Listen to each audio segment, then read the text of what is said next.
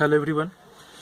তো দেখো আমরা আমাদের এটা ইলেকট্রোস্ট্যাটিক্সের 4th ভিডিও। তো আমরা আগে 3টে ভিডিওতে বেসিকের মানে ফান্ডামেন্টাল ঘটনাবলীর কিছু টপিক জেনেছি। এই ভিডিওতে আমরা স্বর্ণপত্র তড়িৎবীক্ষণ সম্বন্ধে জানবো, ঠিক আছে? তো স্বর্ণপত্র তড়িৎবীক্ষণের কনস্ট্রাকশনটা জানবো এই ভিডিওতে। তো দেখো, স্বর্ণপত্র তড়িৎবীক্ষণ যন্ত্রটা হচ্ছে,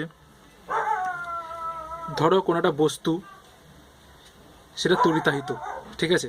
এবার সেই বস্তুতে ওই তড়িতাধানটা যে আছে তার অস্তিত্বটা জানতে হবে আমাকে, যে একটা বস্তু তড়িতাহিত। তুমি তো দেখো, তড়িতাধান তো চোখে দেখে বোঝা যায় না, কোনো কালার না, তাই না? আধান কোনো কালার না, তাই জন্য কি তুমি চোখে দেখে বুঝতে পারবে না। তোমাকে কোনো একটা ইনস্ট্রুমেন্ট লাগবে বা কোনো একটা মেজারিং ইনস্ট্রুমেন্ট লাগবে, যেটা দিয়ে তুমি দেখবে, এটা বুঝতে পারবে যে স্বর্ণপত্র তড়িৎবীক্ষণ যন্ত্রটা যে কোনো একটা বস্তুতে আধান আছে কি নেই, ঠিক আছে? তাহলে আধানের অস্তিত্ব জানতে আমাদের একটা মেজারিং ইনস্ট্রুমেন্ট লাগবে, সেটার কাজ করে এই স্বর্ণপত্র তড়িৎবীক্ষণ যন্ত্র। শুধু একটা অ্যাপ্লিকেশান না, আমরা টোটাল 4টে অ্যাপ্লিকেশান জানতে পারবো, ঠিক আছে? এই স্বর্ণপত্র তড়িৎবীক্ষণের আমরা 4টে ব্যবহারিক প্রয়োগ দেখতে পাবো, ঠিক আছে? এছাড়াও আর একটা গুরুত্বপূর্ণ প্রয়োগ কী আছে, আধানের প্রকৃতি, মানে কি প্লাস নাকি মাইনাস, পজিটিভ নাকি নেগেটিভ, কোনো একটা বস্তু পজিটিভ আধানে আহিত নাকি নেগেটিভ আধানে আহিত, সেটা আমরা এই স্বর্ণপত্র তড়িৎবীক্ষণ যন্ত্র দিয়ে বুঝতে পারবো। তো আমি আশা করছি যে তোমরা বুঝতে পারছো যে স্বর্ণপত্র তড়িৎবীক্ষণ কতটা গুরুত্বপূর্ণ একটা টপিক হতে চলেছে, রাইট? তো মন দিয়ে দেখে নেবে, ঠিক আছে? দেখো, তোমাদের এই স্ক্রিনের সামনে যে ছবিটা আমি এঁকেছি এখানে পৃষ্ঠাতে, এটা হচ্ছে স্বর্ণপত্র তড়িৎবীক্ষণের একটা বেসিক স্ট্রাকচার, ঠিক আছে? তো এই স্ট্রাকচারে কী কী আছে দেখো, সবার উপরে আমাদের বাইরেটা দেখে নিই, ঠিক আছে? বাইরের এই স্ট্রাকচারে এটা হচ্ছে তোমার ডিস্ক, ঠিক আছে? ডি। এখানে কি করা হয়, এখানে কোনো আহিত বস্তুকে হয় এখানে আনা হয়, এর কাছে আনা হয়। এটা কিন্তু ধাতব, হ্যাঁ, ধাতব চাকতি। ধাতব চাকতির ফলে কি হয়, তুমি যদি বাইরে থেকে কোনো একটা বস্তুকে এখানে এনে যদি টাচ করো, সেই বস্তুটা যদি আহিত হয়, তাহলে সেই আধানটা এই ডিস্কেও চলে আসবে, ঠিক আছে? তাহলে ডিস্কটা ধাতব। এই ধাতব ডিস্কের সঙ্গেই লাগিয়ে রয়েছে একটা রড, যে রডটা এখানে এত অবধি এক্সটেন্ড করছে, ঠিক আছে? আর এই রডটা এই ধাতব বাক্সের সঙ্গে একটা অন্তরক ছিপি, একটা ক্যাপ, ইনসুলেটেড ক্যাপ দ্বারা আইসোলেটেড আছে। কেন? তার কারণ দেখো, এটা তো ধাতুর, এই রডটাও ধাতুর, তাহলে যে আধানটা এখানে আছে সে আধানটা রডের মধ্যে থেকে এখানে আসার চেষ্টা করবে, পুরো রডটা জুড়ে আসবে। এবার রডটা ধাতুর, বাক্সটাও ধাতুর, তাহলে এই ধাতু থেকে আধানটা এত দূর না এসে বরং ধাতুটা পুরো বাক্সে ছড়িয়ে পড়বে। তখন কিন্তু আমরা পুরো বাক্সটাতেই তড়িতাহিত করে ফেলব, সেটা কিন্তু হতে দেওয়া চলবে না, ঠিক আছে? তার জন্য আমাদের কী করতে হয়, রডটা যাতে বাক্সের সঙ্গে টাচে না থাকে, তার জন্য এই অন্তরক ছিপিটা ব্যবহার করা হয়। অন্তরক মানে কি? অপরিবাহী, মানে তাই তো, যারা আধানকে পরিবহন করবে না, ঠিক আছে? তো সেই দেখো, এই রডটা একটুখানি, এই রডটা যেখানে শেষ হচ্ছে সেখানে তোমার আছে গোল্ড লিভস, স্বর্ণপত্র, ঠিক আছে? দুটো খুবই হালকা সোনার পাত, ঠিক আছে? এগুলোকে আমি ক্যাপিটাল এল নাম দিচ্ছি। তাহলে ক্যাপিটাল এল দিয়ে কী বোঝাচ্ছে?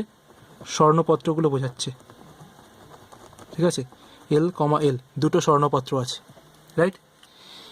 এবার দেখো, এই সোনার পাতটা কিন্তু ধাতব দণ্ডের সঙ্গে লাগানো আছে, তাই তো? তার মানে একটা জিনিস বুঝতে পারছো, যে আহিত পরিবাহীকে তুমি যখন ডিস্কের সঙ্গে টাচ করাবে বা ডিস্কের সামনে আনবে, যে আধানটা তুমি ডিস্কের মধ্যে আবেশিত বা ডিস্কের মধ্যে তুমি পাবে যে আধানটা, সেই আধানটা এই টোটাল পরিবাহী রডটা বেয়ে স্বর্ণপত্র দুটোতে চলে আসবে, ঠিক আছে? স্বর্ণপত্র দুটো কি স্বাভাবিকভাবে এরকম ছড়িয়ে থাকে, এরকম সেপারেটেড হয়ে থাকে না? নর্মালি তারা এরকমভাবে থাকে, ঠিক আছে?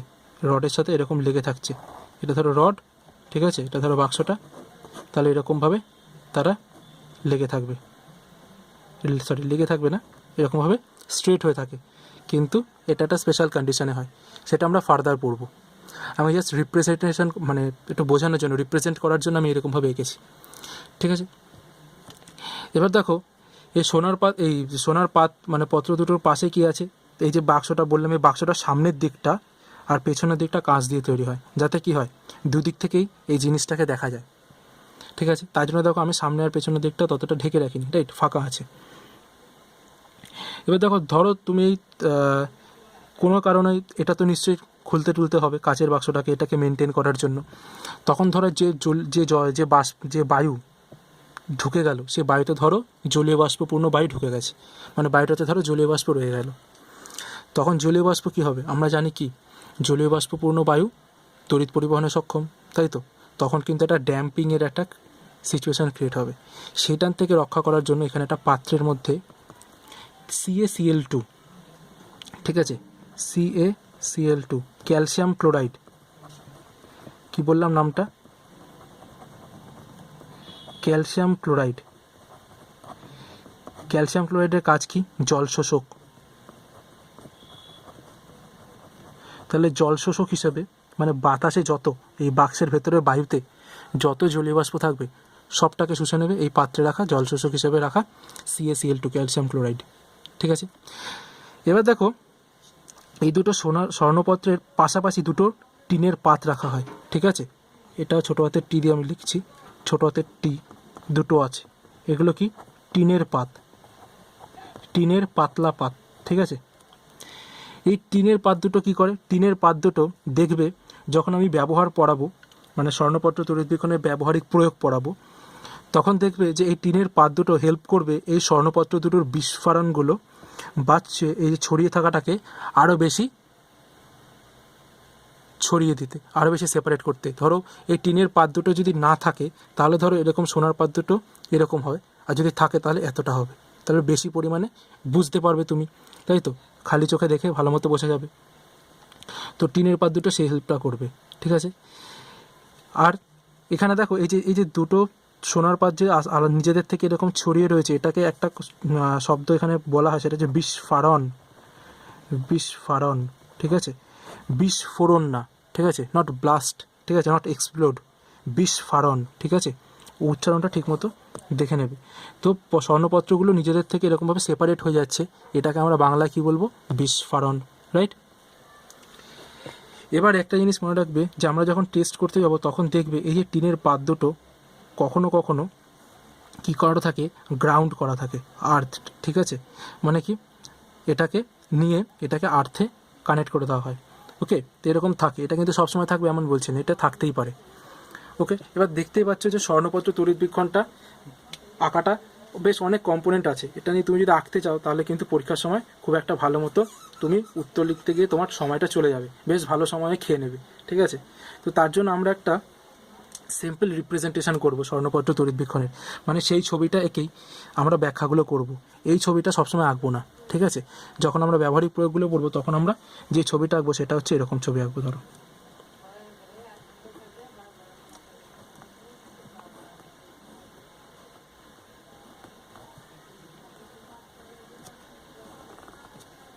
ঠিক আছে, এই যে বাক্সটা, এখান থেকে রডটা ঢুকে যাচ্ছে, আর এখান থেকে তোমার সোনার পাত্রটা এরকমভাবে ঝুলে রয়েছে, বাক্সটা আর্থ করা আছে। ঠিক আছে, এটা আছে তোমার অন্তরকের ছিপিটা, আর ওপরে ডিস্ক। তো এটা কিন্তু সাইড ভিউ। ঠিক আছে, এটা একদম সিম্পলেস্ট একটা আঁকা।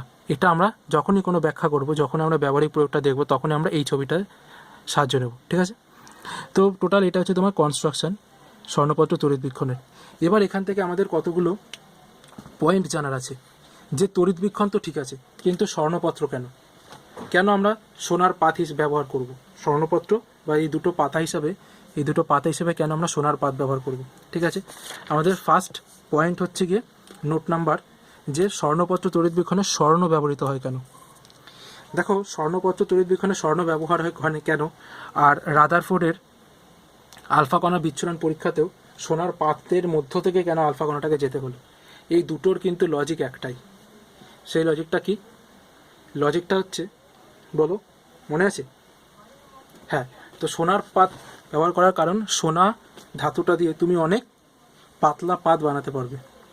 ঠিক আছে, আর দ্বিতীয়ত সোনা পাত দুটো খুবই হালকা, এবং পাতলা হতে পারে। তাহলেও সোনার সেই মানে তুমি যদি অন্য ধাতু দেখো, সেই ধাতুর ক্ষেত্রে তুমি অতটা হালকা আর অতটা পাতলা পাত বানাতে পারবে না। ঠিক আছে, এটা গেল সেকেন্ড। ঠিক আছে, এবার দেখো সোনার পাত দুটো মানে স্বর্ণপত্র দুটো কি হবে, বিস্ফোরণ হবে, মানে কি ছড়িয়ে পড়বে একে অপরের চারদিকে, তাই তো, মানে দুজন দুজনের থেকে সেপারেট হয়ে যাবে। যদি ভারী হতো তাহলে কিন্তু সেপারেট হতে আমাদের বেশি পরিমাণে আধান এখানে লাগবে, রাইট। যদি পাত দুটো ভারী হয় তাহলে কি হচ্ছে, ওদের নিজস্ব একটা ওজন থাকবে, যে ওজনের জন্য ওরা কি করবে, ওরা সবসময় জাড্য ধর্ম পালন করতে চাইবে, ওরা সরে যেতে চাইবে না, ওরা এরম বিস্ফোরণটা করাবে না, ঠিক আছে, করতে দিতে চাইবে না। তাহলে তোমাকে ওই বিস্ফোরণটা ঘটাতে গেলে বেশি পরিমাণে চার্জ বা আধান এই স্বর্ণপত্রকে নিয়ে নিতে হবে বস্তুটার থেকে। এবার দেখো বস্তুটা থেকে যদি বেশি পরিমাণে চার্জ নিয়ে নেয়, ধরো আমি একটা বস্তুকে আনলাম, সেটা পজিটিভলি চার্জড, এবার এই স্বর্ণপত্র তড়িৎবিক্ষণ এখানে আমি বস্তুটাকে এখানে অ্যাটাচ করলাম, তার ফলে কী হচ্ছে, বিস্ফোরণটা হচ্ছে না, আমাকে অনেকক্ষণ ধরে অ্যাটাচ করে রাখতে হলো, তারপরে গিয়ে একটুখানি বিস্ফোরণ হলো। কেন? কারণ পাত দুটো মোটা আর ভারী। ঠিক আছে, এর ফলে কী হবে বলো তো, এর ফলে বস্তুটাতে চার্জের পরিমাণ কমে যাবে। আমরা যখন থার্মোমিটার পড়েছি, থার্মোমিটার আমরা পারদ ব্যবহারের সুবিধাতে আমরা কী লিখেছি যে পারদ খুব অল্প তাপমাত্রাতেই রেজাল্ট দেয়, তাই তো।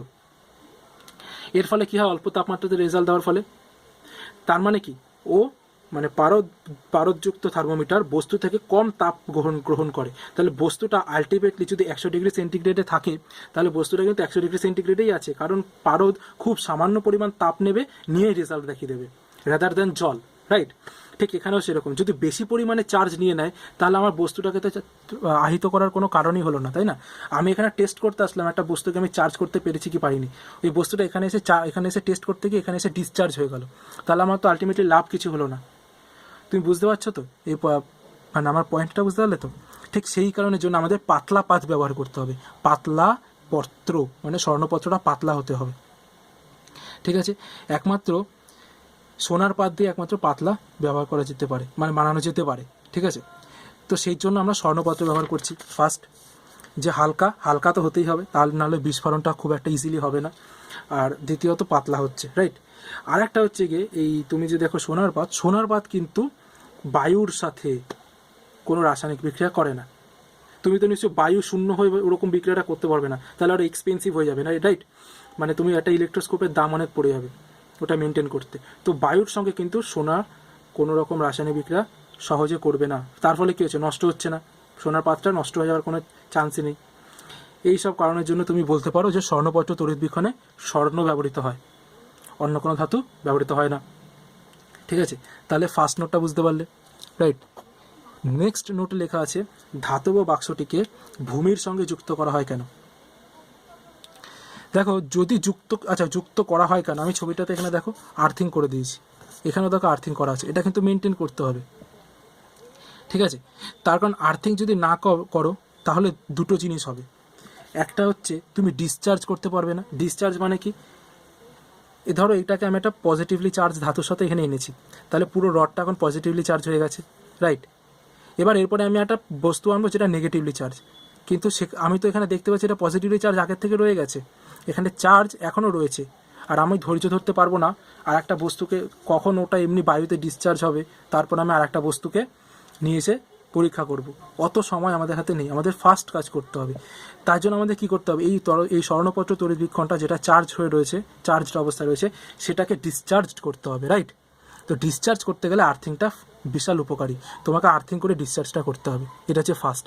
আর সেকেন্ড হচ্ছে গিয়ে দেখবে যে আমরা একটা জিনিস এখান থেকে বলতে পারি যে যদি আর্থিং করো তাহলে কি হচ্ছে, আমি তোমাকে একটা এক্সাম্পল দিই। ধরো এখানে প্লাস চার্জ আছে, ডিস্কে প্লাস চার্জ আছে, তাহলে পুরো রডে প্লাস চার্জ, তাহলে এই দুটো স্বর্ণপত্রে প্লাস চার্জ, প্লাস প্লাস বিকর্ষণ করবে, স্বর্ণপত্র দুটো বিস্ফারিত হয়ে যাবে। এবার দেখো এই প্লাস চার্জ দুটো, আমি তোমাকে কি বলেছিলাম মনে আছে, একটা সেকেন্ড, যে টিনের পাতটা কী হেল্প করবে, এই যে বিস্ফোরণটাকে আরও বাড়াতে সাহায্য করবে, তাই তো। কীভাবে করবে এবার আমি বলছি। যদি আর্থিং করা থাকে তাহলে কী হবে, দেখো এখানে প্লাস চার্জ, এখানে প্লাস চার্জ আছে, তার জন্য এখানে আবেশিত আধান টিনের পাতের সামনের দিকটা, মানে ধরো এটা টিনের পাত, ঠিক আছে, আর এখানে ধরো স্বর্ণপত্রটা এরকমভাবে এই যে এরকমভাবে আছে, তাহলে টিনের পাতের এই দিকে একটা পৃষ্ঠা আর এইদিকে একটা পাত আছে, এদিকে একটা পৃষ্ঠা আছে, তাই তো। তাহলে টিনের পাতের সামনের দিকে কী হবে বলো তো, তড়িতাবেশ ঘটবে, ঘটে প্লাসের জায়গায় এখানে মাইনাস হবে, আর পেছনের পাতে কী হবে বলো তো, প্লাস হবে। এখানেও তো আমার এখানে প্লাস আছে, তাহলে সামনের দিকে প্লাস হবে আর পেছনের দিকে মাইনাস হবে, রাইট। এবার দেখো এই প্লাস আর এই মাইনাস, প্লাস মাইনাস আকর্ষণ হবে, তাহলে বিস্ফোরণটা আরও বেড়ে যাবে। এই প্লাস এই পাতটাই মাইনাসের দিকে আসতে চাইবে, আর এই প্লাস আচ্ছা এখানে মাইনাস হওয়ার কথা ছিল, মাইনাস মাইনাস মাইনাস মাইনাস, এটা প্লাস প্লাস প্লাস প্লাস, তাহলে দেখো এই প্লাস এই মাইনাসের দিকে আসতে চাইবে, তাহলে বিস্ফোরণটা আরও বাড়বে। কিন্তু দেখো এখানে যদি প্লাস আধানগুলো থেকে যায় তাহলে কিন্তু এই বিস্ফোরণটা ততটা এফেক্টিভ হবে না।